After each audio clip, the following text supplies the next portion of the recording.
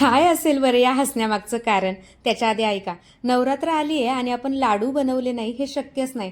म्हणून आज सगळं काम आवरून पटकन गूळ शेंगदाण्यांची तयारी केली, कारण की गेले 2-3 दिवस झाले आज बनवू उद्या बनवू असं काहीसं चाललं होतं.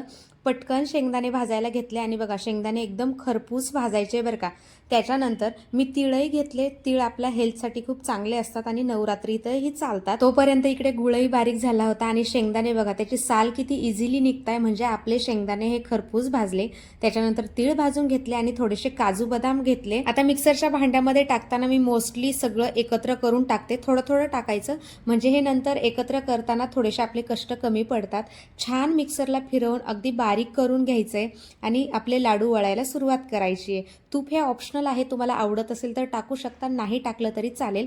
पण लाडू असे गोल गरगरीत अगदी पटापट बनवून होतात बरं का. म्हणजे रेसिपी अगदी सोपी आहे आणि हेल्दी आहे. आणि ते हसण्याचं मेन कारण असं होतं की आज मी भातामध्ये लिटरली मीठ घालायचं विसरली होती. म्हणजे खरोखर विसरली होती बरं का, काही मजाक नाहीये. चला, असे हसत खेळत आमचे छान लाडू तयार झाले. चवीला अगदी उत्तम होते. नक्की ट्राय करा. Okay, bye.